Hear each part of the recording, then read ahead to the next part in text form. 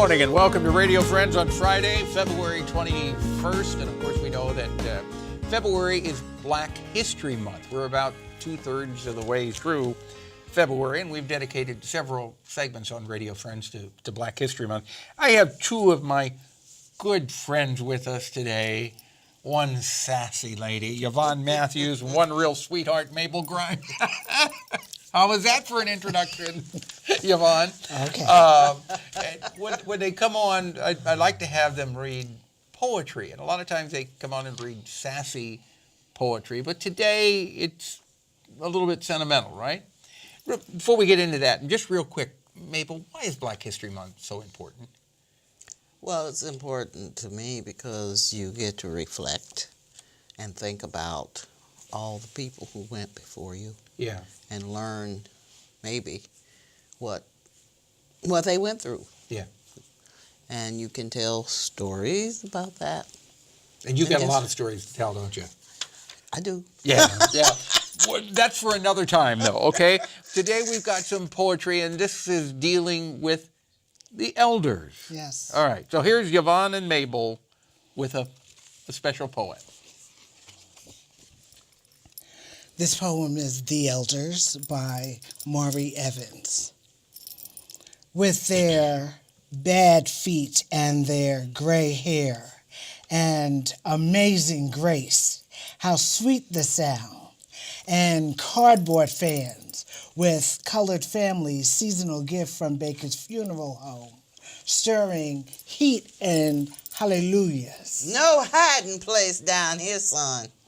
I asked Jesus to change your name, child. Help me, Jesus, through one more day. And yes, ma'am, I don't mind working late again. And no, sir, I'm feeling fine. It'd be a long time before you need a younger man to work this job. And swing low, sweet chariot, Lord, somewhere there's a crown for me. They be our heritage, our strength. The way they moved from can to can't, preparing the way, throwing down the road. Say, want you to have more than I did, child. Say, be more than I am. Go. Go where there ain't no limits. See you standing at the top of that there mountain, looking down. With their bad feet and their gray hair, bony symbols of indomitable will, having triumphed over gory, endured the middle passage, survived cotton and cane, branding iron and bullwhip, crossed deep river into Canaan, strolled through Dust Bowl and depression, smiled through smoking Watts and Newark, smoldering Detroit, and locked all arms with Young to sing, surely, surely we shall overcome. And now, be saying, walk together, children. We went through the undergrowth with only cane knives, and we cut it down to size. Fight! Fight the good fight. Wage wars and win. It's in your blood. With their bad feet and their gray hair, they be our heritage and our strength. Torn tents pitched at the foot of the mountain, having moved from can to can't, they be our national treasure. They be our priceless charge. The elders. That's quite a story there. It's got with a lot of emotion, and watching you two brings out emotion. We got about a couple of minutes left here. Can you do one more? Sure. What is this one called? Now, this one is for children, so it's a message now from the elders to children. To the children, okay. Mm-hmm. And there's a poem called Hey Black Child by County Cullen.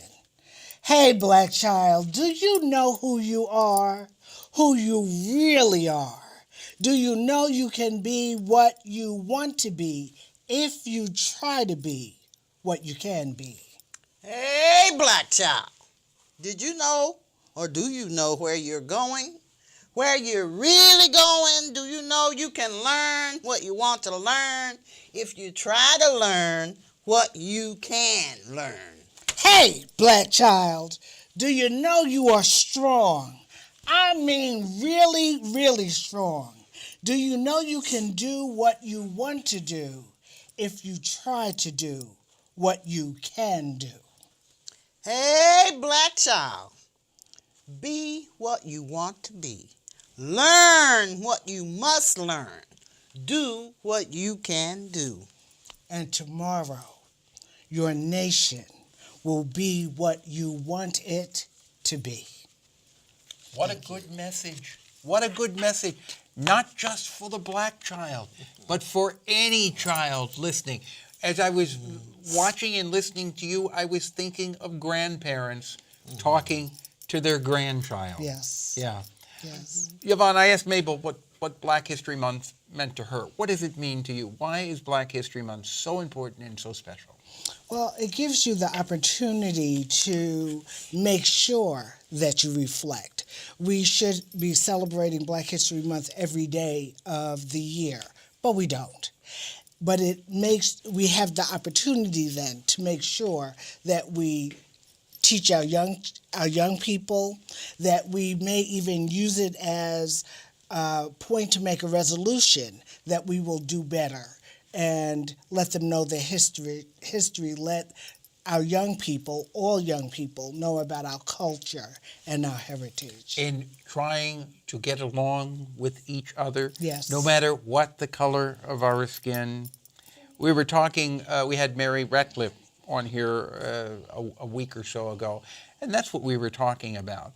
How important it is for all of us to sit down just as people and try to understand each other's feelings, each other's culture, each person's thoughts.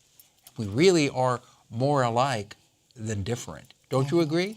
Maya Angelou says we are more alike than we are unalike. Yeah, I like that. If you can go online and find out more about Black History Month. But I want to thank my two special friends for coming out here today and sharing some poetry with us and some words of wisdom. All right, thank you, and be careful out there. Monday, we're going to be celebrating the Blind Boon piano.